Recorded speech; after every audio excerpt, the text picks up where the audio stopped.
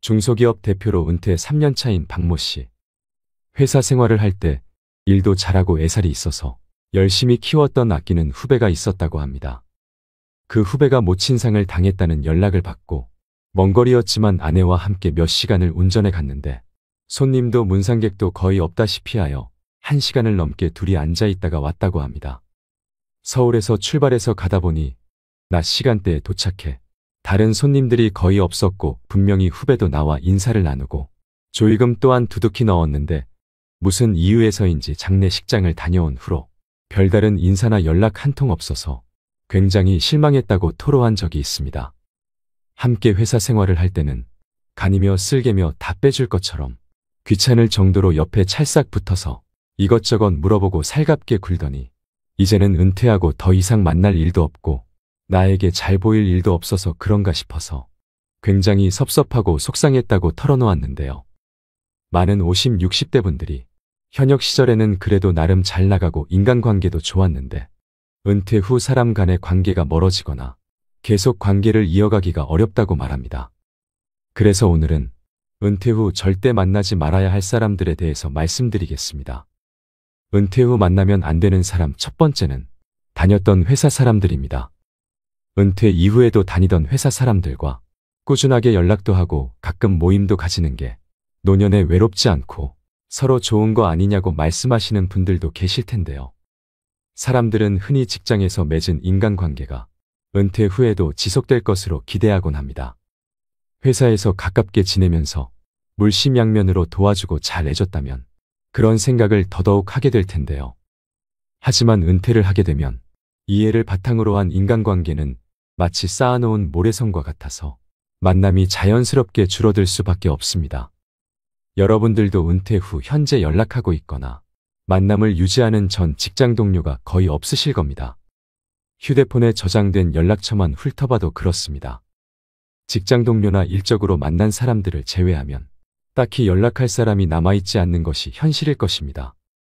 특히 우리나라의 경우 직장에서 보내는 시간이 하루 중 가장 많습니다. 이 말은 가족들보다 직장 동료들과 더 많은 시간을 보낸다는 의미인데요. 그렇다 보니 내가 퇴직을 했더라도 허전함과 외로움에 다녔던 회사 후배나 동기에게 자연스럽게 연락을 하게 됩니다. 요즘 회사는 잘 돌아가고 있나, 그 직원도 아직 회사에 있냐 등등 이제는 나와 전혀 상관없는 이야기를 하게 되지요. 계속해서 이런 내용으로 전화를 하게 되면 받는 사람 입장에서도 부담스러워져서 어느 순간 전화 받는 것을 꺼리게 될 수도 있습니다. 또 은퇴 이후 여기저기서 오는 경조사 연락 또한 큰 부담으로 다가오는데요.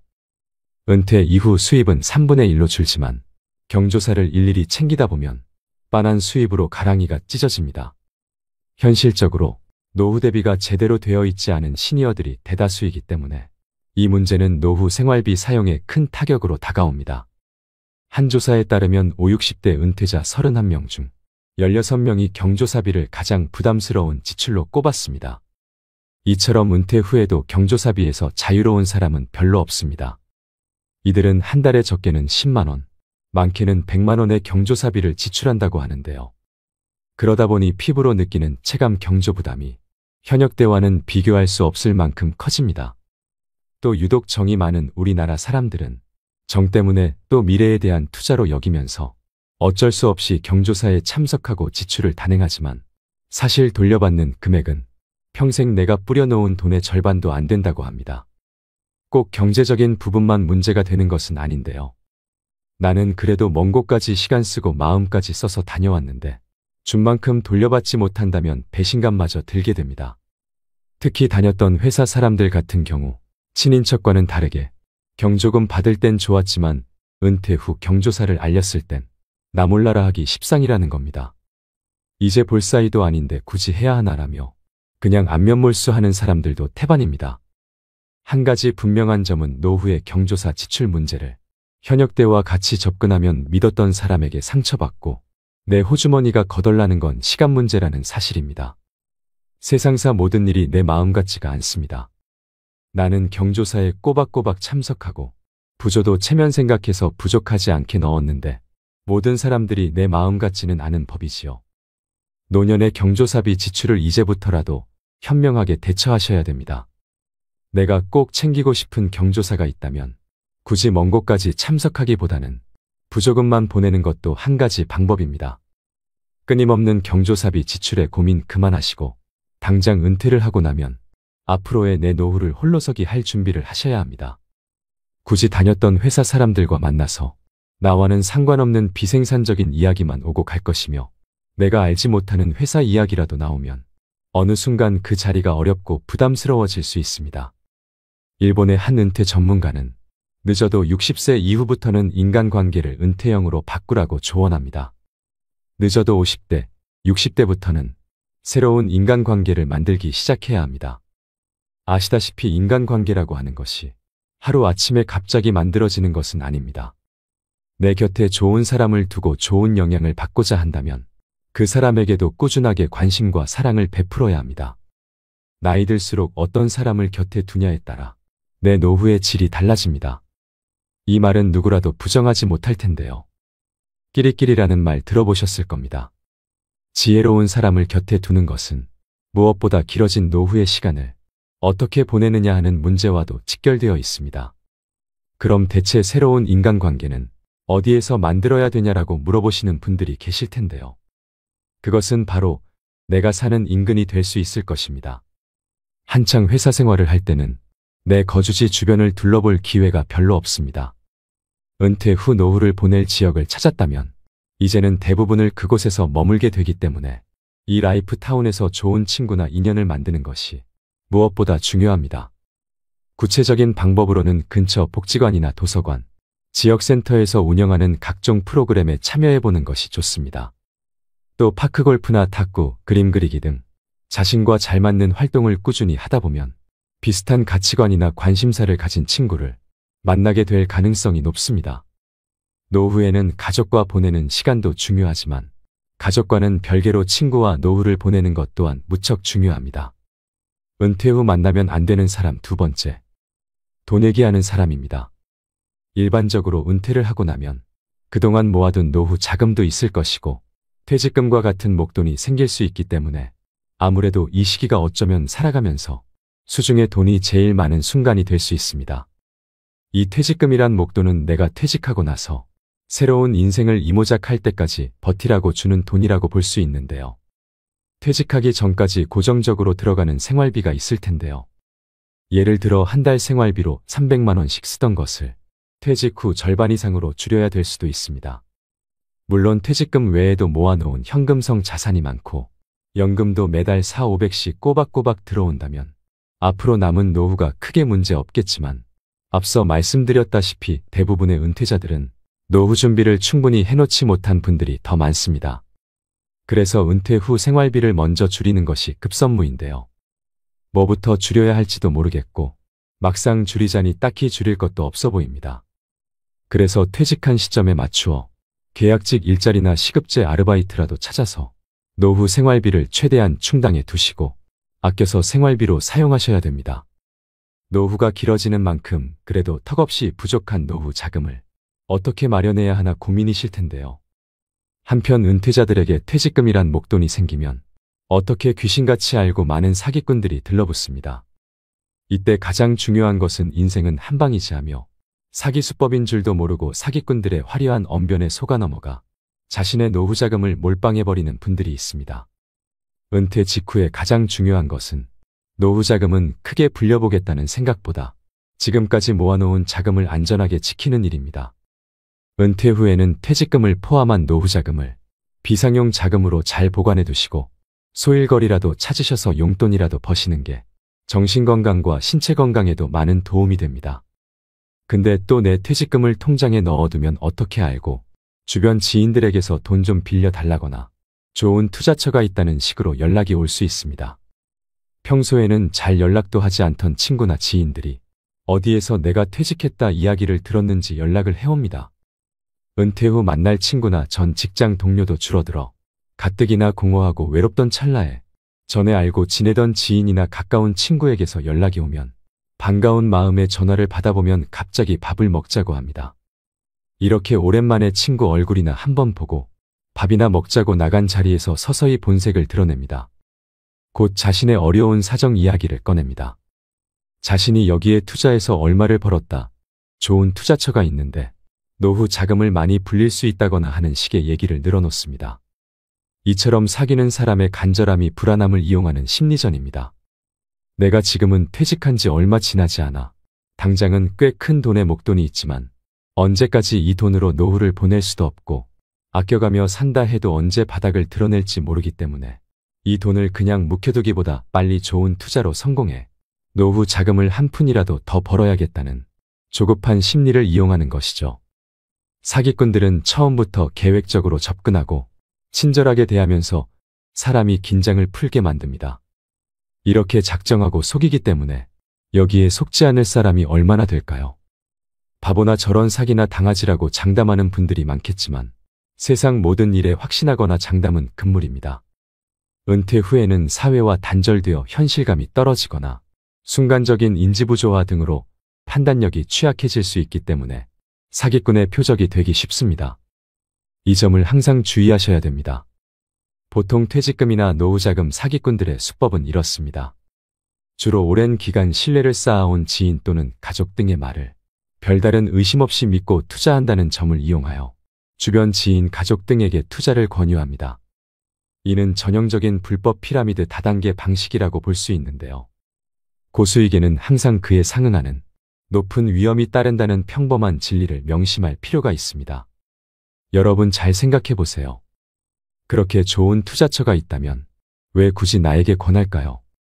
자신이 돈을 그렇게 많이 벌었다는 사람도 마찬가지입니다. 그렇게 고급 정보를 나에게 주려는 사람의 의도가 무엇인지 생각해 보신다면 정답은 정해져 있다고 볼 수 있습니다. 그렇다고 모든 재테크 투자가 나쁜 것도 아니며 돈을 아예 벌 수 없다는 뜻도 아닙니다. 하지만 지금껏 직장 생활만 몇십 년씩 하신 분들이라면 퇴직 후 노후 자금이 점점 줄어드는 것을 보며 마음이 조급해져서 충동적으로 일을 그르칩니다. 지푸라기라도 잡는 심정으로 이 사람 저 사람 만나보기도 하고 소위 전문가라고 하는 말만 번지르르한 사람들을 신뢰하게 되는데요. 우리가 할 수 있는 방법은 마음의 여유를 가지고 차근차근 공부하고 준비해야 된다는 것입니다. 퇴직 후 돈 200만 원 버는 거 참 쉽지 않습니다. 하지만 노후자금 1억 날리는 것은 순식간일 수 있다는 것을 다시 한번 명심하시면 좋겠습니다. 이런 위험에 노출되지 않기 위해서는 은퇴 이후 외롭다고 아무나 만나시면 안 됩니다. 젊어서는 이 사람 저 사람 만나보면서 사람 보는 눈을 키워야 되는 것이고 노년에는 살아온 연륜으로 사람을 가려 사귀어야 됩니다. 이상한 사람과 엮여 내 노후가 망가지는 것보다 혼자 고독을 즐기면서 취미 활동도 하고 가볍게 산책도 하는 것이 여러모로 내 인생에 도움이 됩니다. 그러자면 노후에는 더더욱 홀로서기 할 수 있는 힘을 키우셔야 됩니다. 마지막으로 친구 없이 혼자 편안한 사람들의 특징 4가지를 말씀드리면서 오늘의 영상 마무리하겠습니다. 첫 번째는 나에게 좋은 사람으로 살면 된다는 원칙으로 살아갑니다. 혼자 잘 지내는 사람은 모두를 만족시키려고 애쓰지 않습니다. 적당한 관계라는 원칙으로 마음 편한 사람에게 집중하면 된다는 생각입니다. 그럼 이제 마음 편한 사람에게는 어떻게 대하는 것이 좋을까요? 한마디로 말하면 무조건 잘해주려고 하지 않습니다. 의무감으로 해주는 것과 진심으로 좋아해서 해주는 것은 다르기 때문입니다. 의무감으로 남에게 잘해주는 사람은 피곤합니다. 타인에게 자신의 감정을 들키지 않으려고 말 한마디, 행동 하나에도 주의를 기울이기 때문입니다. 타인은 잘 돌보면서 정작 자신은 돌보지 않는 사람의 마음은 과연 건강할까요? 가장 중요한 것은 나입니다. 나에게 좋은 사람으로 살면 된다는 마음가짐이 받쳐주기에 혼자여도 문제없고 혼자여도 정말 편할 수 있는 것입니다. 두 번째는 도전을 두려워하지 않습니다. 고독을 즐기는 사람들은 나이에 상관없이 의미 있는 도전을 합니다. 자신이 이루고 싶은 꿈, 목표가 있으면 실행에 옮기는 추진력이 있습니다. 자신에게 집중하는 시간이 많기 때문에 자신이 진짜 무엇을 원하는지 잘 알 수 있습니다. 나이가 들수록 나만의 취미생활과 배움의 끈을 절대 놓으시면 안 됩니다. 평균 수명이 길어진 지금 단순히 오래 사는 것을 목적으로 삼기보다는 여생을 얼마나 아름답고 가치 있게 사느냐가 관건인 시대이지요. 요즘엔 여기저기서 혼자서도 재미나게 사는 어르신들의 이야기가 많이 보입니다. 그 중에서 여러분들께 도움이 될 만한 분들의 글을 한번 가져와 보았습니다. 댄스 스포츠를 배우고 있는 김순옥 씨는 이렇게 말합니다. 주변에 은퇴하신 분들을 봤는데 아직 할머니, 할아버지라고 하기엔 너무나 젊고 건강한 분들이 많은 거예요. 결국 외적인 부분도 중요하지만 정신적인 부분도 테라피가 필요하다고 느꼈죠. 오래전부터 댄스 스포츠를 취미로 하고 있었는데 그게 제격이다 싶었어요. 음악이 지니는 치유 효과와 더불어 춤을 통해 전신 운동이 가능하니 너무 좋잖아요. 제가 느꼈던 그 매력과 즐거움을 전파하고 싶은 마음에 주변 사람들에게 추천하고 있습니다. 김순옥 씨의 말처럼 무엇인가 배우고 즐기겠다는 생각으로 시작해보세요. 굳이 학원이나 문화센터가 아니더라도 책을 보며 배워도 좋고 유튜브로 공부해도 좋습니다.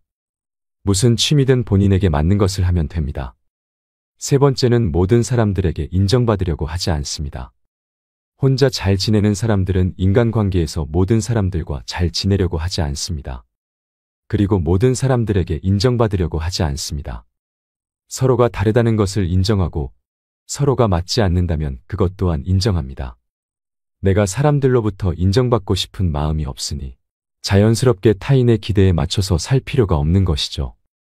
사람들은 사람들이 자신을 사랑해 주길 바라고 인정해 주길 바랍니다.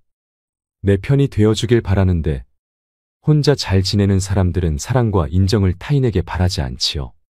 내가 상대에게 바라는 기대와 바람이 없으니 실망할 일도 없습니다. 인간관계에서 오는 소외감, 외로움도 없지요.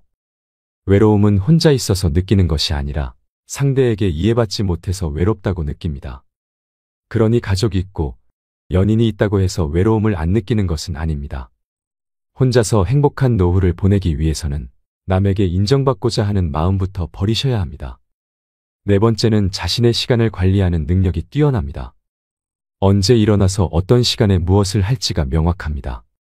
혼자 잘 지내는 사람은 나이 들수록 하루의 계획을 세우고 계획에 따라 실천합니다. 스스로의 시간을 즐기고 자유롭게 자신의 일정을 잘 관리하고 효율적으로 일을 처리합니다. 자신의 성장을 위해서 운동도 하고 마음도 관리하며 책도 읽습니다. 남는 여가 시간에는 다양한 활동을 즐기면서 새로운 인연을 만들어 나가기도 합니다. 취미 동호회나 다양한 모임에 참여하여 자신의 관심사를 공유하고 새로운 친구를 만들 수 있습니다. 혼자 잘 지낸다고 해서 사람을 기피하는 것이 아닙니다. 때와 장소에 따라서 사람들과 잘 어울립니다. 또한 이를 통해 자신의 자립심을 강화할 수 있으며 자신의 목표를 달성하기 위해 노력합니다. 내가 무엇을 했을 때 행복감을 느끼는지 잘 알고 있습니다. 혼자 있는 시간에 목표로 한 것을 차근차근 이루어갑니다. 보통은 나이가 들어서 무언가를 다시 시작한다는 것에 대한 두려움이 있게 마련입니다.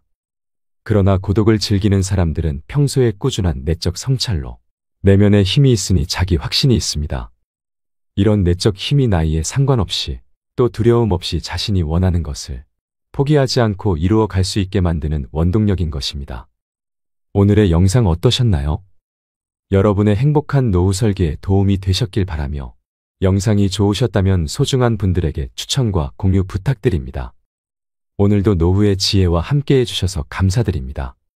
황금빛으로 무르익어가는 여러분의 지혜로운 인생을 언제나 응원합니다. 오늘은 조금 특별한 이야기를 다뤄볼까 합니다. 어느 작은 양로원에서 할머니가 돌아가셨습니다. 간호사들이 조촐한 할머니의 짐을 정리하다가 그녀가 쓴 시를 발견한 것인데요. 모든 이들의 마음을 움직였던 이 시는 영상으로 만들어져 소개되었고 인터넷을 통해 전 세계로 전달되었습니다. 요즘엔 나이 들면 요양원에 보내지는 것이 당연시되는 사회에서 결코 남의 이야기가 아닙니다. 할머니가 쓴 이 글은 우리 모두의 현재이거나 미래일지도 모른다는 생각을 하게 됩니다. 불과 이틀 전에 충격적인 기사가 났습니다. 요양원 입소 한 달 만에 멀쩡하던 아버지가 반송장이 돼버렸다고요. 물론 모든 요양원과 요양사분들이 그렇다는 것은 아니지만 요양시설에 부모님을 보낸 수많은 보호자들이 혹시 내가 선택한 요양원도 그렇지는 않은지 걱정할 수밖에 없는 기사이죠. 그래서 오늘은 양로원에서 돌아가신 어느 할머니의 시를 소개하고자 합니다. 나이 들어서 요양원에 가지 않으려면 꼭 기억해야 하는 세 가지도 함께 들으시면 좋겠습니다. 간호사님들 무엇을 보시나요? 댁들이 저를 볼 때 무슨 생각을 하시나요? 현명하지 않고 변덕스러운 성질과 초점 없는 눈을 가진 투정이나 부리는 늙은 노인으로 보이겠죠. 음식을 질질 흘리고 대답을 빨리빨리 못하느냐고 큰 소리로 말할 때면 전 정말 당신들이 조금 더 노력해 주기를 원했습니다. 당신들이 귀찮다고 나를 때리고 함부로 대할 때는 내 마음대로 움직이지 않는 몸뚱이로 저는 정말 용기를 내어 헛손질로나마 싸우고 싶었던 것이랍니다. 댁들이 하는 일도 못 알아차리는 것 같이 보이고 양말이나 신발 한 짝을 항상 잃어버리는 바보 같은 늙은 노인으로 밖에는 안 보였나요? 내가 저항하든 말든 그것은 아무런 상관없다는 듯이 목욕을 시킬 때도 설거지통 그릇만도 못하고 대똘만도 못한 나의 몸뚱이에 눈물도 쏟아냈지만 흐르는 물에 감추어져 당신들 눈에는 안 보였겠죠. 음식을 나누어 먹는 것이 아닌 그냥 먹여주는 댁들의 눈에는 내가 가축보다 못난 노인으로 비추어졌나 봅니다. 댁들은 저를 그런 식으로 생각하나요? 당신들은 저를 정말 그런 식으로 보는 건가요? 제 팔에 든 수많은 멍자국들이 당신들 눈에는 망가진 보라색 도라지 꽃들로 보이던가요? 간호사님들, 그렇다면 이제 눈을 뜨고 그런 식으로 저를 보지 말아주세요. 이 자리에 꼼짝하지 않고 앉아서 나의 의지는 상실되어 댁들이 지시한 대로 행동하고 댁들의 의지대로 먹고 온몸에 멍이 들어도 아픔을 삭혀야 했던 제가 누구인지 말하겠습니다.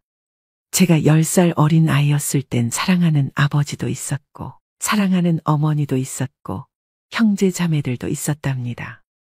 16이 되었을 땐 발에 날개를 달고 이제 곧 사랑할 사람을 만나러 다녔답니다. 20살 땐 평생의 사랑을 지키기로 약속하여 결혼하였고 나의 가슴은 고동쳤답니다. 25살이 되었을 땐 귀여운 어린 자녀들이 생겨났답니다. 당신들도 그런 어린 시절이 있었겠죠. 서로를 안아주고 감싸주는 행복한 가정이었답니다. 40살이 되었을 땐 어리기만 했던 아들, 딸들이 성장해서 집을 떠나게 되었지만 남편은 제 곁에 있어 슬프지 않았답니다. 50살이 되었을 땐 제 자식들은 직장에서 일을 하고 손주를 제 무릎에 안겨주었습니다. 그때 비로소 인생의 맛을 알게 되었답니다. 마침내 어두운 날들이 찾아와 내 옆에 있던 이가 먼저 하늘로 떠나게 되면서 앞으로의 삶을 생각해보니 두려운 마음에 몸이 오싹해졌답니다. 자녀들이 모두 자기의 자식을 키우고 있는 그 모습을 보고 난 내가 알고 있던 지난 날들과 내가 주고받았던 사랑을 한번 떠올려 봤답니다. 저는 이제 늙은이가 되었는데 참으로 우습게도 늙은이를 바보처럼 보이게 만드는 것들을 보면서 세월은 참으로 잔인한 것 같다는 생각을 해봤답니다. 몸은 망가지고 우아함과 활기는 떠나버렸고 한때는 마음이었던 것들이 이제는 무딘 돌이 되어버렸답니다. 시체와도 같은 이 늙은이 속에는 아직도 어린애 같은 마음은 살아있어 가끔씩은 다 망가진 이 가슴도 부풀어 오르는 때가 있답니다. 좋아하는 사람이 생겨 젊은 시절처럼 사랑도 하고 싶다는 꿈도 꾸어본답니다. 즐거웠던 일들을 기억해보고 고통스럽던 일들도 떠올려보면서 저는 지금 다시 한번 용기를 내어 삶을 사랑하며 살아가려 합니다. 너무 짧고 빨리 지나간 지난 날들을 생각하면서 영원한 것은 아무것도 없다는 엄연한 현실을 받아들이기로 했답니다. 이제 사람들이여 눈을 떠보십시오. 투정이나 부리는 늙은이로만 보지 말고 좀 더 자세히 나를 봐주세요. 당신의 아버지는 아니나 아버지일 수도 있고 당신의 어머니는 아니나 어머니일 수도 있습니다. 그냥 가축에게 모이를 주듯 하지 마세요. 그냥 먹고 싶습니다. 멍들게 하지 마세요. 가슴 속에 멍을 안고 떠나지 않게 해주세요. 사는 동안에 하나뿐인 나의 간절한 소망입니다. 이 글을 보고 어떤 생각이 드시나요? 이 할머니의 글은 우리 누구에게나 닥칠 수 있는 가슴 절절한 사연입니다. 인간은 태어나는 순간부터 죽음을 향해 달려갑니다. 죽음에 대해 생각하거나 이야기하는 것을 불경스럽게 생각하지만 삶과 죽음은 동전의 양면처럼 함께 있습니다. 대자연의 섭리 속에서 펼쳐지는 한편의 드라마와도 같은 인생사에서 지금 우리는 어디를 향해 가고 있을까요? 현대판 고려장이라고 불리우는 적나라하게 표현된 요양원의 현실에 공감을 하면서도 어쩐지 애잔한 마음이 남습니다. 남의 일이 아닌 바로 나에게도 다가오고 있는 길이라는 현실에 씁쓸함도 느껴집니다. 우리는 왜 요양병원에 가야 하는가? 우리는 왜 요양병원에 보내야 하는가? 우리는 왜 요양병원을 끊을 수 없는가? 요양병원과 요양원이 과연 누구를 위해 존재하는 것일까? 생각해 보셨나요? 이것은 시대의 흐름에 따라 필요하게 되었고, 현재는 없어서는 안 될 산업이 되어버렸습니다. 그곳은 정말 병원일까요? 사실은 모두가 알고 있습니다. 죽기 직전까지의 시간을 최대한 버티는 곳이라고 말이죠. 모든 자식들이 그런 것은 아니겠지만, 늙은 부모가 귀찮아서 돈 몇 푼이면 해결된다는 아니란 생각에 요양원으로 보내지는 노부모들이 많아지고 있습니다. 그때 부모님의 슬픈 얼굴을 자세히 들여다보는 자식들이 얼마나 될까요? 애써 외면하고 모른 척 해야 하는 현실에 자식들의 가슴도 무너지는 경우가 많을 것입니다. 똑바로 쳐다보지 못하는 자식들의 면전에서 부모는 애써 슬픔을 보이지 않으려 굳어만 가는 얼굴에 미소를 띄웁니다. 나는 걱정하지 말고 잘 살라는 부모의 말 한마디가 팍팍한 현실을 살아가는 우리들의 가슴에 얼마나 와닿을 수 있을까요? 이제 우리나라는 2025년이면 인구 5명 중 1명이 65세가 넘는 초고령화 사회로 진입합니다. 또 그런 와중에 출산율은 사상 최저치를 매년 경신하고 있는데요. 노인 인구는 급속도로 많아지고 새로 태어나는 사람은 급속도로 적어지고 있습니다. 남녀 통합 평균 수명은 84세로 늘어났고 머지않아 90세를 목전에 두고 있습니다. 쉽게 말해서 지금의 40, 50대 중년층들이 60, 70세가 되었을 때 80, 90대의 부모들을 부양해야 된다는 사실입니다. 과거에는 자식들도 많이 낳아 자식에게 부모의 노후를 의지하거나 부양받는 것을 당연하게 여겼죠. 이제는 노인이 노인을 부양해야 하는 시대입니다. 고독사를 다룬 스틸라이프라는 영화가 있습니다. 주인공인 공무원 존이 거두어들이는 시체들 대부분이 홀로 죽음을 맞이한 사람들입니다. 존이 직접 처리를 해서 장례까지 치러줍니다. 하지만 그 장례식에는 아무도 참석하지 않습니다. 아픈 부모를 자식들은 돌보지 않고 찾아오지도 않습니다. 그렇게 생전 일면식도 없는 사람들의 마지막 가는 길을 존은 진심을 다해 애도합니다. 이처럼 삶과 죽음에 대해 깊게 성찰을 하게 되는 작품인데요. 이 영화 속의 이야기가 이제는 우리가 처한 현실과 별반 다르지 않다고 느껴집니다. 마처 세대라고 불리는 지금의 5, 60년대생 부모님들은 갖은 고생을 다 하셨을 겁니다. 또 고도성장의 주역이자 민주화를 이뤄낸 핵심적 세대인 이들은 세계에서 가장 가난한 나라 중 하나였던 대한민국이 선진국에 이르기까지 그 중심에 있었습니다. 중년에 들어서는 부모 부양과 자녀 교육을 도맡아 이중고의 등골이 휘지만 배고픈 시기도 견뎌냈던 강인함으로 그저 묵묵하게 열심히 살아오고 있는 세대가 바로 이 60년대생들입니다. 과거에 요양원이나 요양병원이 어디 있었겠습니까? 부모님이 갑자기 편찮으시면 자식들이나 며느리가 다 도맡아 보살폈죠. 그렇게 수십 년을 살다 보면 어느덧 내 나이가 60이 넘습니다. 이 얼마나 비참한 인생인가요? 이제는 시대가 바뀌어서 인식도 많이 달라지고 굳이 힘들게 부모를 부양해야 된다는 생각을 하지 않는데요. 원하든 원하지 않든 결국에는 요양원 아니면 요양병원으로 보내지게 되어 있습니다. 하지만 막상 시설에 보내려고 하면 여러 가지 문제들에 직면하게 됩니다. 우선 요양병원과 요양원의 차이점을 설명드리기 전 아셔야 될 게 있습니다. 요양병원은 말 그대로 의료기관인 병원으로 치료가 필요한 어르신들이 입원을 하는 곳입니다. 요양원은 요양이 필요한 어르신들이 입소하는 생활시설로 어르신들의 일상생활을 돌봐주는 곳입니다. 먼저 요양병원의 간병비는 장기요양보험의 대상이 아니기 때문에 환자가 전액 부담을 해야 합니다. 병실비와 진료비의 경우 80%가 건강보험으로 지원되어 환자는 20%만 부담하게 됩니다. 시설에 따라 다르겠지만 요양병원에 입원 시 평균적으로 월 60만 원에서 80만 원 정도이며 재활치료를 포함할 경우 100만 원에서 120만 원까지 증가할 수 있습니다. 시설 정도에 따라 들어가는 돈은 차이가 있지만 기저귀 값 등 부수적인 비용을 더하면 최소 110만 원 정도는 잡아야 되는 것이죠. 요즘 요양병원이 여기저기 우후죽순으로 생겨나고 있습니다. 그중 어떤 곳은 환자 유치에만 집중해서 시설 투자나 서비스 질에 대해서는 관리가 제대로 되지 않는 곳이 많은데요. 그런 곳은 간병비는 싸더라도 실제로 입소하게 되면 삶의 질이 떨어지게 됩니다. 그래서 가격이 합리적이면서도 좋은 요양병원을 찾기란 하늘의 별 따기라는 것입니다.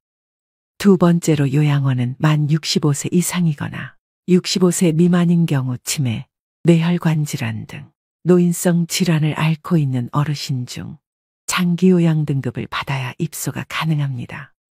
또 요양원은 요양병원과 다르게 상주하는 의료인이 없습니다. 의사가 없기 때문에 제때 치료를 받지 못하는 경우도 많이 발생하는데요. 그래서 사회적으로 이슈가 된 경우들도 많습니다. 국비 지원이 된다고 하지만 그게 얼마나 질이 좋은 서비스를 제공할까요? 실제로 지금 요양원의 구조는 인력이 부족해 혼자서 환자 20에서 30명을 보는 상황이라고 합니다. 상대적으로 지원이 많은 국공립 요양시설은 대기가 많아 들어가기도 어렵습니다. 하루가 멀다 하고 언론에서는 요양원의 실체에 대해 보도하고 있습니다. 불과 얼마 전 이런 기사가 떴는데요. 요양원에 입소한 80대 노인이 입소 3개월 만에 다리를 절단해야 하는 상황에 처했다고 합니다. 그동안 가족들이 한 달에 한 번 요양원을 찾아 상처 부위를 보여달라 했지만 치료한 지 얼마 안 돼 붕대를 풀 수 없다는 이유로 거절했다고 합니다. 하지만 3달 만에 확인한 할아버지의 상태는 얼핏 보기에도 매우 심각한 상태였습니다. 집 물린 듯한 흔적도 있고 심지어 살이 썩어 뼈가 드러난 곳도 볼 수 있었다고 합니다. 가족들은 할아버지의 상태를 보고 큰 충격에 빠졌습니다. 자녀들 말에 따르면 할아버지는 요양원 입소 전까지 거동에 별다른 문제가 없었다고 합니다. 그런데 지금은 음식조차 스스로 먹지 못하는 상황이 되었고 음식을 먹으려면 콧줄을 이용해야만 한다고 합니다. 결국 무릎 밑을 절단해야 하는 상황이 불가피하다고 합니다. 진실은 무엇일까요? 계속되는 요양원의 학대 문제, 해결책은 없는 것일까요? 요양원은 종신형을 받은 죄수를 가두는 감옥이 아닙니다. 그런데 한국의 요양원은 꼭 감옥 같다고 말씀하시는 분들이 많습니다. 죽음마저도 두렵고 비참하게 만드는 이 현실이 너무도 안타까울 뿐입니다. 매스컴에서 이런 소식을 자주 접하면서 노인분들은 요양시설에 들어가는 것 자체가 내가 이제 죽으러 가는구나 라고 생각합니다. 인생의 끝자락에서 모든 것과의 이별을 준비해야 함을 알면서도 자식에게 버림받는 느낌을 받는 분들도 많습니다. 자식들도 당장 먹고 살기에 급급해서 늙고 병든 부모를 감당하기 힘들기 때문에 시설에 보내는 것은 부정할 수 없는 사실일 것입니다. 평소 자식에게 좋은 부모가 아니었다면 그 결정은 불보듯 뻔할 것입니다. 여러분 한번 생각해 보세요. 아무리 좋은 해외여행이라도, 아무리 좋은 호텔이라도 막상 집으로 돌아오면 집이 최고라고 느끼는 것이 당연합니다. 내가 아무리 풍족해서 최고급 요양시설에 들어간다고 해도 내 집만한 곳이 없다고 생각될 텐데요. 나이가 들수록 내게 익숙한 환경과 익숙한 사람들이 있는 곳이 제일 좋다는 의미입니다. 많은 사람들은 어떻게 죽을지 준비하는 것을 간과하고 삽니다. 나이가 들면 자연스럽게 생각해 볼 문제라고 생각됩니다. 이 모든 것이 거스를 수 없는 시대의 흐름이라면 막연하게 걱정만 하고 있기보다는 그 시기를 최대한 늦출 수 있는 방법을 찾아야 되지 않을까요? 나이 들어 요양원에 가지 않고 독립하여 건강한 노후를 보내려면 이것 세 가지만 기억하시면 좋겠습니다. 첫 번째는 신체적 독립입니다. 나이 들어서 요양원에 가지 않고 자식에게 의존하지 않으려면 육체적으로 독립할 수 있어야 됩니다. 사람은 누구나 나이가 들어감에 따라 신체적인 어려움에 마주하게 되는데요. 50대, 60대부터 얼마나 건강관리를 잘했느냐에 따라 노후의 삶은 지옥이 될 수도 천국이 될 수도 있습니다. 이처럼 100세 시대가 도래하면서 건강한 노년을 맞는 것이 최고의 행복이라고 여겨집니다. 우선 건강 수명을 늘리려면 기초 체력을 유지하는 것이 매우 중요합니다. 이를 위해서는 근력 운동을 필수로 하셔야 됩니다. 이 기초 체력을 일찍이 다져놓지 못하면 나이가 들어감에 따라 걷고 싶어도 걸을 수 없는 때가 올 수도 있습니다. 누우면 죽고 서면 산다는 말이 있습니다. 일어나서 살아야 합니다. 나이가 들면서 근력을 잃는 순간 급격히 노화가 됩니다. 인생 후반기를 살아가시는 분들은 갑자기 하반신이 가늘어지는 경험을 하시는 분들이 많으실 겁니다. 또 관절염이나 골다골증으로 인한 통증으로 걷기가 불편하여 앉아만 계시고 걷는 것을 소홀히 하게 되면 그때부터 기초 체력이 급속히 붕괴되는 것입니다. 무릎, 등이나 어깨도 구부러진 상태로 굳어서 완전히 피지 못하게 되는데요. 이 모든 것은 근력이 약해져서 근육이 우리 몸을 지탱해주지 못해서입니다. 이러한 증상이 심해지면 팔과 다리에 힘이 빠져 일상생활을 정상적으로 할 수 없게 됩니다. 노후의 자식이나 다른 사람에게 의존하지 않고 독립적인 노후를 보내려면 근력을 유지하는 것이 그 무엇보다도 중요합니다. 그렇다면 무병장수의 열쇠는 무엇일까요? 흔한 얘기이지만 이러한 노인성 질병은 운동으로 그 해답을 찾을 수 있습니다. 흔히 운동은 젊음과 장수를 보장한다고 이야기하죠. 의자에 앉았다 일어났다를 반복하거나 아령을 들고 발 뒤꿈치를 올렸다 내리거나 다리를 어깨 너비로 벌리고 서서 스쿼트 동작 또는 누워서 윗몸 일으키기 등을 지금 당장 실천해 보셔야 합니다. 마지막으로 중요하게 말씀드릴 부분은 균형을 잡는 운동인데요. 우리나라 65세 이상 어르신들 중에 낙상사고로 사망하는 경우가 정말 많습니다. 사고 사망 원인 중 2위가 낙상사고라고 하는데요. 젊은 사람들에 비해 노인이 낙상했을 경우 사망률은 10배, 이벌률은 8배나 높다고 합니다. 낙상으로 인한 부상은 거기서 그치는 것이 아니라 정신적 건강 문제로도 이어질 수 있기 때문에 예방 및 관리가 필요합니다. 많은 전문가들이 낙상사고를 막기 위해서 균형감을 키울 수 있는 운동의 중요성을 강조하고 있습니다. 가장 간단하고 확실한 운동 중 하나는 한 발로 서기입니다. 눈을 감고 한 발로 서서 30초간 유지하는 방법으로 매일 10회씩 반복하고 익숙해지면 시간을 점차 늘려가시면 좋습니다. 집에서 틈틈이 균형 잡기 운동을 실천하셔야 합니다. 운동에 대한 부담감이 있거나 운동을 하기에 신체 능력이 많이 저하되셨다면 가볍게 걷기 운동부터 하시는 걸 추천드립니다. 노인이라고 해서 침상 안정을 하기보다는 가능한 수준에서 노인 근력 운동을 해주는 것이 삶의 질 향상에 있어서 꼭 필요합니다. 다시 한번 강조드립니다. 노후의 가장 중요한 1순위는 신체적 기능을 최대한 유지하는 것에 집중하셔야 됩니다. 나이가 들면 돋보기, 보청기, 틀니, 지팡이, 약봉지가 일상이 됩니다. 아프면 서럽다지만 더 큰 문제는 질병으로 인해 따라오는 삶의 질 저하인데요. 타인의 도움이 필요해지는 상황이 닥치면 더욱 실감하게 됩니다. 이처럼 노후에는 건강을 잘 지키기만 해도 흑자 인생을 보낼 수 있습니다. 건강이 곧 돈이기 때문입니다. 자녀에게 부모 부양으로 경제적인 부담을 주지 않는 가장 손쉬운 방법이 바로 건강관리입니다. 운동이라고 해서 어렵게 생각하실 필요 없습니다. 노인 운동은 일반적인 스포츠나 달리기를 의미하지만은 않습니다. 활발한 걷기, 집안 청소나 정원 가꾸기 등 일상적인 활동을 통해서도 이루어지는데요. 건강 관리를 위해 집안에서부터 부지런하게 움직여 보시는 건 어떨까요? 두 번째는 정신적 독립입니다. 나이 들어서 정신적으로 독립하기 위해서는 무엇이 필요할까요? 또 여러분은 나이가 들어가면서 제일 두려운 게 무엇인가요? 주변에 많은 분들이 치매가 걸릴까봐 걱정이라고 하시는데요. 몸이 아픈 병보다 무서운 게 치매라는 말이 있을 정도로 치매는 자신은 물론 그 주변까지 힘들게 하는 병이다 보니 중년 이후부턴 치매에 관심이 커질 수밖에 없습니다. 가장 발병률이 높은 노년기에 사회적으로 고립되는 것이나 우울증은 치매의 원인 중 하나라고 하는데요.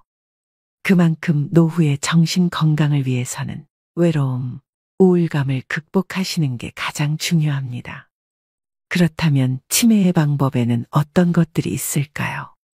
안타깝게도 아직 치매에 대한 치유약은 개발되지 않았습니다. 지금까지 개발된 치매 치료제는 병의 악화를 지연시키는 효능만 있을 뿐입니다.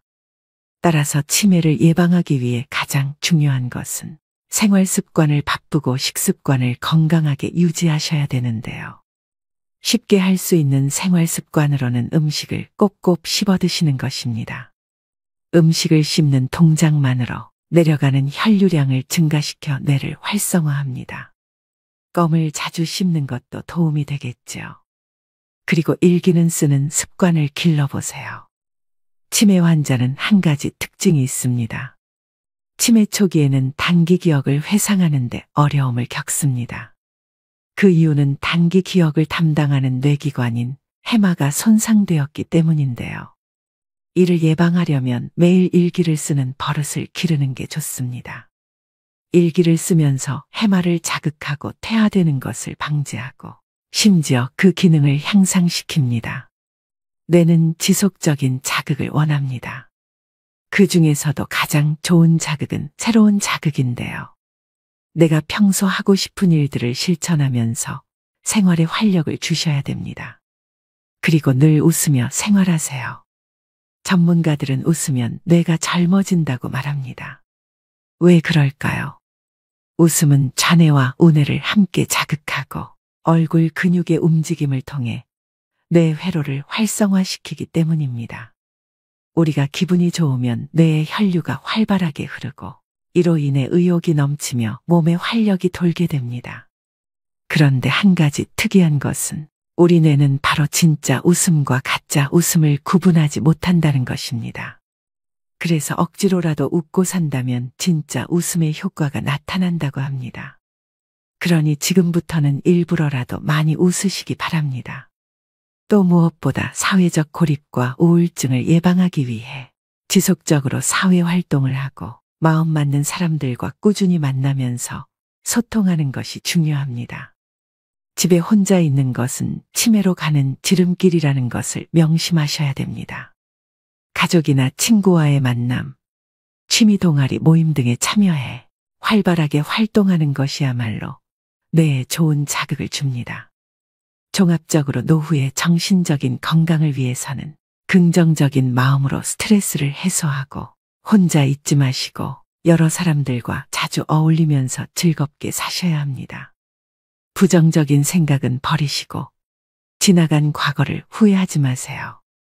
하루하루를 즐겁게 보내는 생활을 하시기 바랍니다.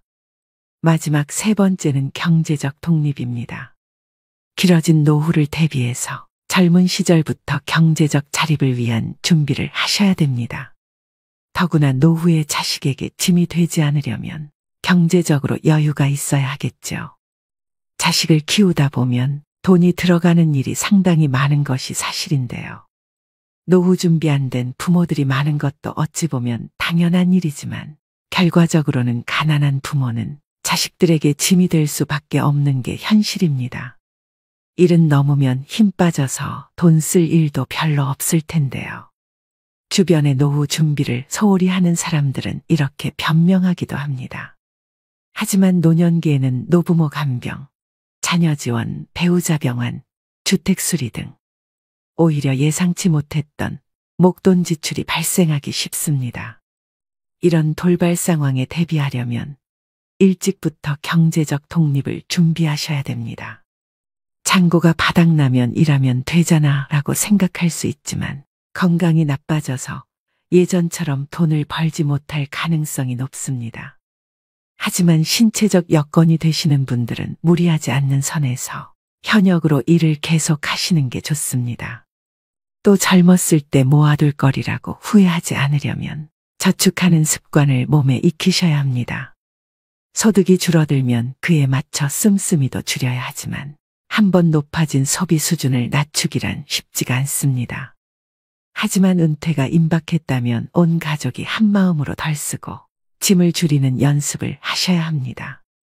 지금 벌고 있는 소득은 20에서 30년 후 고정적인 소득이 사라질 때 내 자신과 배우자가 쓸 소중한 씨앗입니다. 사람이 나이 들어 늙고 병이 드는 것은 인생의 당연한 순서이지만 저는 죽음 앞에서 온전한 정신과 육체를 최대한 유지하고 싶다는 생각을 하곤 합니다. 이미 겪고 계신 분들도 있으시겠지만 가족이 큰 병에 걸리면 사실 웃을 일이 하나도 없습니다. 긴 병에 효자 없다는 말은 빈말이 아닙니다.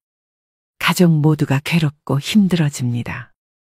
이는 대부분도 감당하기 힘든 병원비와 부모의 돌봄 문제로 자녀들끼리 날이 서게 되는 것은 어찌 보면 당연한 수순일지도 모릅니다.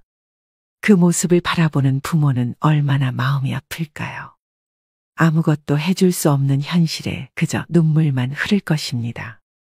자식들도 먹고 살기 힘든 현실이기 때문에 부모의 부양은 정신적, 경제적으로 많은 부담으로 다가옵니다. 노후에 이런 비참한 일이 현실로 일어나지 않기 위해서는 하루라도 더 일찍 노후 준비를 하셔야 합니다. 지금 바로 움직이셔야 됩니다. 마지막으로 황혼의 나이에 무조건적인 자녀 지원은 독이 될 수 있습니다. 경제적으로 자립하지 못했다고 해서 계속 퍼주면 내 노후가 먼저 무너지게 됩니다. 자식에게 한 푼도 안 주면 맞아 죽지만 다 주면 굶어 죽고 밥만 주면 무서워 죽는다는 말은 우스갯소리지만 그 속에 뼈가 있음을 명심하셔야 됩니다. 이처럼 나이가 들수록 다른 사람이나 가족에게 의존하지 말고 독립적으로 독하게 살아가야 합니다. 그래야만 노후에도 경제적으로 자립하여 건강하고 행복한 노후 생활을 할 수 있습니다. 오늘의 영상 어떠셨나요? 나이 들어 자식에게 의지하지 않고 행복한 노후를 보내려면 말씀드린 3가지만 꼭 지키셔도 충분하다고 생각합니다. 잘 산 인생은 높은 자리에 오르고 성공한 것이 아니라 매일 죽어도 여한이 없는 삶입니다. 누구나 죽는다는 것을 알고 있지만 마치 영원히 살 것처럼 오늘 하루를 허투루 보냅니다. 그러니 최선을 다하는 하루하루를 적금처럼 쌓아나가서 마지막 가는 길에 여한을 남기지 마시길 바랍니다. 지금 내가 하고 있는 모든 행동들이 나의 미래가 됩니다. 아직 늦지 않았습니다. 내 아름다운 노후를 위해 움직이고 또 움직이셔야 됩니다. 오늘도 노후의 지혜와 함께 해주셔서 감사드립니다. 황금빛으로 무르익어가는 여러분의 지혜로운 인생을 언제나 응원합니다. 여러분은 평소 옷차림에 대해 얼마나 신경 쓰시나요? 나이가 들수록 우리의 젊은 외모는 사라지고 표정도 굽고 옷차림도 허술해지기 마련인데요. 55세인 김명욱 씨는 평소 편한 게 최고라며 등산복 차림이 일상이 되었고 취향 따윈 상관없이 가격이 바로 취향이지라고 외치며 세일과 1+1 행사를 적극 활용하는데요. 이런 명욱 씨도 한때는 둘째가라면 서러워할 멋쟁이였습니다. 결혼하고 아이들을 키우며 치열하게 삶을 꾸려나가다 보니 자신을 가꾸는 일은 점점 뒤로 밀려났고 50이 넘은 지금에 와서는 멋은 사치스럽고 귀찮은 일이 되어버렸죠. 그러던 어느 날 명욱 씨는 우연히 마주친 고등학교 친구를 보고 깜짝 놀랐습니다. 자연스럽고 과하지 않은 친구의 옷차림은 우아한 멋이 있었고 말과 생각에는 젊음이 있었습니다. 명옥 씨가 포기한 멋은 단순히 외모나 옷차림이 아니었습니다. 어느새 마음마저도 나이 들어가고 있었죠. 우리가 누군가를 처음 만났을 때 그 사람에 대한 평가는 단 0.1초 만에 이루어진다고 합니다. 이처럼 빠른 시간 안에 형성되는 첫인상은 우리가 의식하지 못하는 사이에도 큰 영향력을 발휘합니다. 옷부터 똑바로 입어라는 조언은 바로 이러한 첫인상의 중요성을 강조하는 말인데요. 실제로 사람들은 겉모습을 통해 그 사람의 개성, 신뢰성, 심지어 능력까지도 판단하게 됩니다. 삶이 길어지는 이 시대에 우리는 부지런히 외모를 가꾸어야 할 필요가 있습니다. 그래야 노년의 품격이 더욱 드러나는 것이죠. 여자가 예뻐 보이려고 화장하듯이 노년은 옷으로 화장해야 된다는 말이 있습니다. 물론 화려하고 값비싼 옷을 입으란 뜻은 아니고 아무렇게나 옷을 입지 말라는 얘기입니다. 더구나 옷차림이 여러분의 운을 가로막거나 반대로 재물운을 불러올 수 있다는 사실을 알고 계신가요? 워싱턴 대학교 심리연구팀의 논문에 따르면 평소 입는 옷차림에 따라 자산이 10배에서 최대 100배 이상 벌어진다고 합니다. 그래서 오늘은 운과 재물복을 불러오기 위해서 반드시 피해야 하는 옷차림과 나이 들수록 외모에 신경 써야 하는 진짜 이유에 대해 살펴보겠습니다. 영상 마지막에서는 중노년의 멋을 꽉 붙잡는 3가지 방법도 함께 말씀드리니 영상 끝까지 시청하셔서 품격 있는 노후를 만들어 가시길 바랍니다. 반드시 피해야 하는 옷차림 첫 번째는 낡은 운동화나 구두는 절대 신으시면 안 됩니다. 여러분, 운을 막는 최고의 요소는 바로 신발이라고 합니다. 신발은 매일 다양한 장소를 다니기 때문에 여러 가지 운을 흡수하는데 운이 좋은 장소에 데려다주는 신발이 깨끗하면 운도 저절로 따라 들어온다고 하는데요. 반면 오래된 낡은 신발에는 음의 기운으로 가득 차 있기 때문에 꼭 버려주셔야 됩니다. 또 낡고 더러운 운동화나 구두를 신고 다니는 사람은 행동과 생각에 조심성이 없다는 반증이기도 합니다. 한마디로 편한 대로 또 하고 싶은 대로 하고 살아가는 사람이라는 이야기입니다. 사람은 한 걸음을 걸어도 디뎌야 할 곳과 디디지 말아야 할 곳을 구분하지 못할 것이며 그 사람의 무의식 속에 새겨져 그 사람의 생각과 말, 행동에도 영향을 줄 것입니다. 즉 때와 장소를 가리지 않고 하고 싶은 대로 하는 사람이 될 것입니다. 낡은 신발을 신는 사람을 좋아하는 사람은 없겠죠. 절대 좋은 기회가 주어지지 않기 때문에 인생의 운과 재물 역시 가로막히게 될 것입니다. 신발은 늘 깨끗하게 유지하고 낡은 것은 새 것으로 바꿔주셔야 됩니다. 또한 운동화의 밑창이 다르면 뛰고 걸을 때마다 완충되는 곳이 없어 발바닥과 무릎, 허리가 그 충격을 그대로 흡수하게 됩니다. 그렇게 되면 관절과 척추의 염증을 쉽게 유발할 수 있는데요. 아무리 마음에 드는 운동화라도 밑창에 마모된 곳이 있으면 반드시 갈아주어야 나이가 들수록 허리가 아프지 않습니다. 반드시 피해야 하는 옷차림 두 번째는 색이 바랜 옷이나 늘어진 옷은 절대 입지 마세요. 옷이 늘어나고 색이 바랬다는 것은 이미 그 옷의 수명을 다했다는 이야기입니다. 이는 버려야 할 옷을 입고 다닌다고도 볼 수 있는데요. 이는 나에게 생기가 넘쳐나고 있느냐, 사기가 넘쳐나고 있느냐 하는 문제입니다. 즉, 내가 번영해 갈 사람인지 몰락해 갈 사람인지를 암시하는 중요한 문제라는 것이죠. 또한 세탁소에서 주는 철제 옷걸이도 사용하시면 안 됩니다. 녹이 슬거나 곰팡이, 먼지가 있는 곳은 풍수학에서는 가장 나쁜 것이라고 말합니다. 옷장은 습기가 많은 곳이고 철로 만들어진 세탁소 옷걸이는 시간이 지나면서 녹이 슬기 마련인데요. 과거 일제가 우리 민족의 정기를 끊기 위해 녹슨 대못을 산천 곳곳에 박았듯이 가정의 운을 끊어버리는 것은 대못뿐만 아니라 녹이 쓴 철제 옷걸이도 해당됩니다. 더구나 철제 옷걸이는 옷의 형태를 잘 잡아주지 못하기 때문에 빨리 늘어나게 되는데 이런 옷을 입은 사람에게는 어느 누구라도 호의를 가지기가 어렵고 그 사람의 이미지에 악영향을 줍니다. 녹이 슬지 않고 옷 모양을 잘 잡아줄 수 있는 플라스틱 옷걸이나 나무 옷걸이를 사용하셔야 됩니다.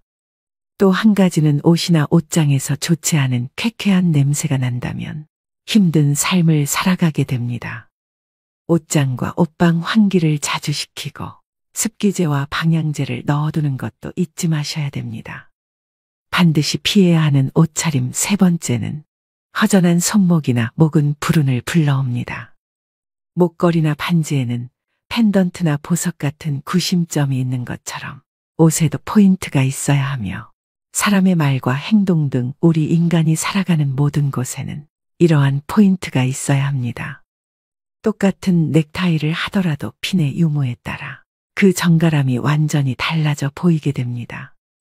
또 똑같은 옷을 입더라도 눈길을 끄는 액세서리 포인트가 있는지 없는지에 따라 완전히 다른 고급스러움을 만듭니다. 손에는 손목시계나 반지 둘 중 착용하면 좋고 여성분들의 경우에는 목걸이를 착용하는 것이 좋은데요. 과도한 치장은 상대가 보기에 불편하게 하고 스스로의 운도 막아버리게 되지만 최소한의 포인트는 센스 있는 사람으로 보여집니다. 다만 검은색 줄이나 쇠 목걸이를 하고 다니시는 분들이 있는데 이것은 피해 주셔야 됩니다.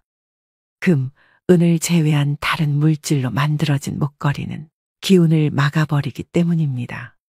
센스 있는 액세서리 사용은 여러분을 귀티나게 보이도록 할 것이며 이것이 여러분의 운을 살아나게 하고 재물을 부를 것입니다. 반드시 피해야 하는 옷차림 네 번째는 검은색 옷에는 꼭 이것을 함께 갖추어야 합니다. 검은색 옷 좋아하시는 분들 정말 많으시죠? 깔끔하기도 하면서 편하고 때탈 걱정도 없고 부담 없는 색상입니다. 다만 검은색 옷을 입으실 때는 안에 입는 옷의 색깔은 완전히 달라야 하는데요. 오행학적으로 검은색은 휴식과 마침을 의미하는 것이며 죽음과 멈춤을 의미하는 것이기 때문입니다. 과학적으로도 검은색 옷을 매일 입으면 건강이나 기분에도 영향을 미친다고 합니다. 이는 검은색이 주는 파장 효과 때문입니다.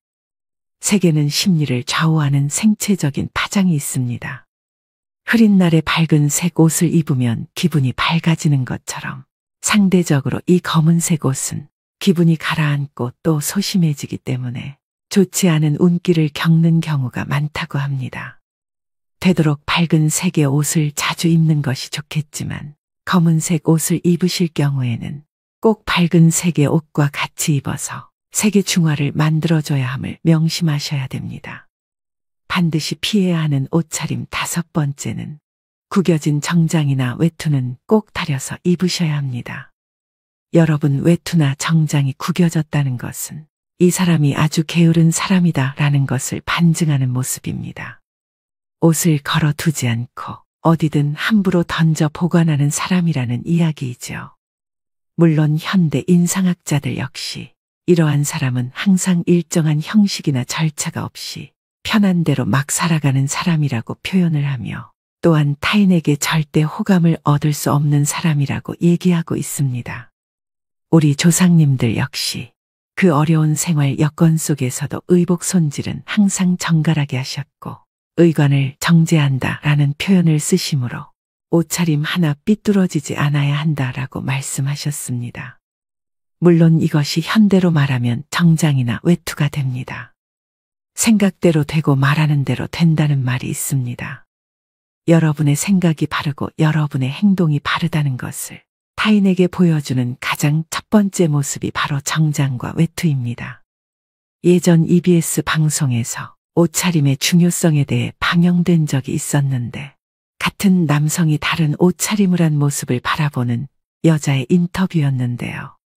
남성이 정장을 입으니 연봉이 꽤 높아 보이고 호감 있어 보인다고 답했고 일상복과 청바지의 옷차림을 보곤 백수일 것 같다. 연봉이 굉장히 낮을 것 같다고 이야기했습니다. 단정한 정장이나 외투의 옷차림은 우리의 외모뿐만 아니라 자아를 표현하고 자신감을 높여주는 중요한 요소입니다. 올바른 스타일의 옷을 선택하고 입는 것은 우리의 자아를 발전시키고 다른 사람들과의 소통을 원활하게 만들어줍니다. 우리의 삶에 긍정적인 변화를 가져다 줄 수 있는 중요한 부분이라고 할 수 있습니다. 말년운을 위해 반드시 피해야 되는 옷차림 4가지에 대해 알려드렸습니다. 얼마 전 해인사 구경을 갔는데 단정하게 옷을 입은 노부부의 모습이 지금도 잊히지 않습니다. 옷은 자신을 화장하는 수단이며 자기의 품격을 나타내는 방법이므로 나이를 먹을수록 옷차림에 신경을 써서 남 보기에 좋은 인상을 주어야 합니다. 지하철을 타거나 식당에서 다른 노년들의 옷차림을 유심히 관찰하는 것도 도움이 됩니다. 직장에 다닐 때는 항상 정장이나 유니폼을 입으니까 옷차림에 신경 쓸 필요가 없었지만 노년이 되면 외출 시 무슨 옷을 입고 나갈까 한번 생각해 보는 것이 스스로 품위 있는 노년 대접을 받는 길일 것입니다. 그렇다면 나이 들수록 외모 관리에 신경 써야 되는 진짜 이유는 무엇일까요? 첫 번째는 감정 노화를 막습니다. 여러분은 미용실을 다녀오면 어떤 기분이 드시나요? 여성분들이 헤어스타일을 바꾸면서 종종 하는 말이 있습니다. 바로 기분 전환인데요. 나빴던 일을 털어버리고 뭔가 변화를 주고 싶을 때 참 효과 있는 방법 중 하나입니다. 이것은 심리치료법 중 행동을 변화시켜 감정을 조절하는 행동치료의 효과와 같다고 합니다. 이전과는 색다른 경험을 하거나 6, 70대 노인이 젊어지는 방법이기도 한데요. 젊은 사람들도 마찬가지겠지만 나이 들수록 외모 관리는 더 활력 있게 보이고 같은 나이대보다 더 젊어지는 효과가 있습니다. 한 연구에 따르면 겉모습이 노인에 가까울수록 감정의 노화가 더욱 빠르게 진행되어 결국에는 전신 기능이 쇠약해지는 경우가 많았다고 지적합니다. 예쁜 옷을 입거나 피부 관리를 하는 등 외모에 신경을 씀으로써 감정까지도 조절할 수 있다고 하는데요. 노인들은 나이 들수록 나태해지기 쉽습니다. 될수록 많이 걷고 움직이면서 언행을 무겁게 하고 자기 관리에 힘써야 노공이나 노출을 면할 수 있습니다. 일상에서 흐트러짐 없는 마음 자세를 가져야 용모며 의상도 단정할 수 있습니다. 노인이 되어서 좋은 옷을 입고 유행을 염두에 둘 필요야 없지만 아무렇게나라는 생각은 버려야 합니다. 두 번째는 건강에 도움이 됩니다. 젊을 때는 느끼지 못했지만 나이 들수록 특히 노인의 외모 관리는 건강에 많은 영향을 줍니다.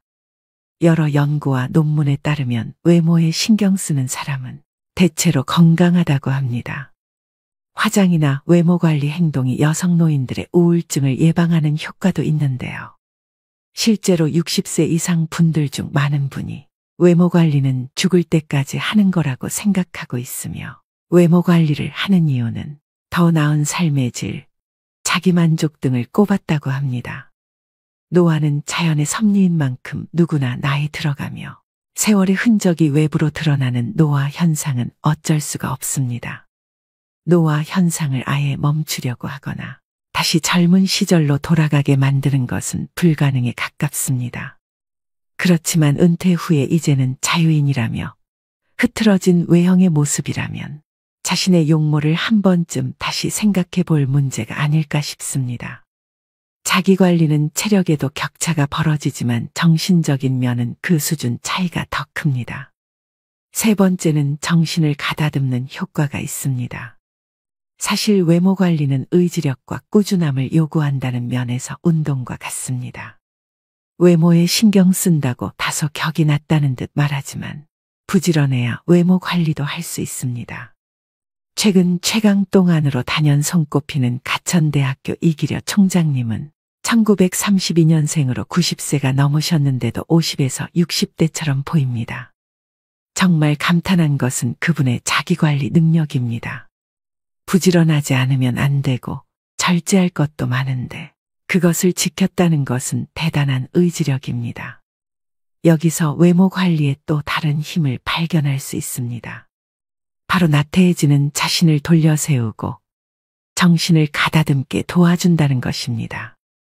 어떤 분들은 살아가는데 외모가 중요하지 않다고 말합니다. 외모보다 성격이고 나이 들면 외모는 다 거기서 거기라고 말합니다. 그러나 이것은 잘생기고 예쁘다는 측면에 많이 기울어진 의견이 아닌가 싶습니다. 그러나 제가 말씀드리는 외모 관리는 더 넓은 범위입니다. 청결, 체형, 화장 등을 포함한 우리의 겉모습, 몸의 관리입니다. 이러한 외형의 관리가 정신을 가다듬는 내적 충실에도 상당히 도움이 된다는 점을 말씀드리는 것입니다. 네 번째는 나이 들수록 외모 관리도 중요한 경쟁력이 됩니다. 나이가 들면서 자신의 외모에 대한 자신감도 떨어지고 자연스레 관심도 줄어 외모 관리에 신경 쓰지 않기 쉽습니다. 하지만 현대 사회에서는 나이가 들어도 지속적으로 자신의 외모를 관리하는 것이 중요한 경쟁력으로 작용합니다. 외모 관리에 신경 쓰지 않는 순간 자신에게 손해로 돌아올 위험이 높은데요. 특히 나이 들수록 더 그런 이유는 젊었을 때는 관리하지 않아도 젊음이 다 커버해줬지만 나이 들면 노화와 습관으로 인한 부작용들이 더 잘 드러나고 게다가 좋은 상태를 유지하는 것에도 더 많은 시간과 노력이 필요하기 때문입니다. 나이 들어도 외모 관리를 꾸준히 하는 사람은 은근히 능력이 있어 보입니다. 부지런한 것은 쉽게 할 수 없는 일이기에 시간 관리, 감정 관리를 잘하는 사람이란 생각이 듭니다. 그만큼 일자리를 얻는 것과 인간관계에서 유리한 점이 많습니다. 반면 외모 관리를 하지 않는 사람은 덜 프로처럼 보여 손해보기 쉽습니다. 이처럼 외모 관리는 좋은 첫인상을 만들어내는 것뿐만 아니라 자신감과 자기 강화에도 큰 역할을 합니다. 피그말리온 효과는 기대가 높을수록 그에 부응하려는 우리의 노력도 커진다는 심리학적 이론입니다. 즉, 잘 관리된 외모를 통해 우리는 더 능력 있는 성공한 사람으로 보일 뿐만 아니라 그러한 이미지에 걸맞은 행동을 하게 된다는 것인데요. 이는 능력 개발과 성공으로 이어지는 긍정적인 사이클을 만들어냅니다. 그렇다면 중노년의 멋을 꽉 붙잡는 방법에는 어떤 것이 있을까요? 첫 번째, 볼품없게 살을 빼면 볼품없게 늙는다. 사람은 나이가 들수록 기초대사량이 낮아져 살을 빼기 힘든 몸이 됩니다. 무리한 다이어트로 살을 뺐다 하더라도 그 괴로움이 얼굴에 고스란히 드러나 버리죠. 무리한 다이어트보다는 몸과 마음을 건강하게 가꿀 수 있는 좋은 습관을 들이셔야 됩니다. 두 번째, 옷으로 체형을 보정하자. 옷에 몸을 맞추면 자연스럽게 이상적인 체형에 가까워진다는 것을 아시나요? 마냥 편한 옷만 고르지 말고 때로는 등줄기가 곧게 펴지는 옷을 입어보세요. 특히 좋은 패턴의 코트나 재킷은 체형 보정 효과가 뛰어납니다. 세 번째, 심플함도 전략이 필요합니다. 심플한 코디는 자칫 잘못하면 평범하고 재미없어 보일 뿐입니다. 옷을 고를 때 반드시 한 가지 아이템은 단조롭지 않고 특징이 있는 것으로 매치하셔야 됩니다. 헤어스타일이나 메이크업에 포인트를 주는 것도 좋습니다. 나이가 들수록 옷차림을 바꾸는 것은 스스로에게 새로운 바람을 불어넣는 일입니다. 옷차림부터 마음가짐까지 변화를 두려워하지 말고 점점 바뀌어가는 내 모습을 즐기셨으면 좋겠습니다. 나이는 숫자일 뿐 젊음이란 발랄하고 경쾌한 마음이 아닐까요? 오늘의 영상 어떠셨나요? 젊은 날의 자신을 그리워하고 젊음과 멀어지는 일을 아쉬워하기보다 중년 노년에만 풍길 수 있는 분위기, 스타일 등에 집중해 현재를 마음껏 누리는 태도가 노후의 삶을 더욱 빛나게 만듭니다. 젊은 날에는 젊음 그 자체로 빛이 났듯 중노년에는 그 자체로 멋이 나는 셈이죠. 등산복에는 수십만 원을 투자하면서 외출복에는 무관심한 분들이 많습니다. 영국의 노인들은 집에서도 넥타이를 맨다고 하는데요. 물론 이것은 시대에 맞지 않지만 그 정신만은 한번 음미할 필요가 있습니다. 물론 외면뿐 아니라 내면도 함께 가꾸는 일은 인생 후반기에 품격을 더하는 가장 좋은 방법일 것입니다. 단순히 겉모습에만 집중하는 멋이 아닌 그 이면의 가치와 아름다움에 더 집중하는 멋이야말로 중년 이후 더 진하게 즐기고 누릴 수 있는 특권입니다. 오늘도 노후의 지혜와 함께 해주셔서 감사드립니다. 황금빛으로 무르익어가는 여러분의 지혜로운 인생을 언제나 응원합니다.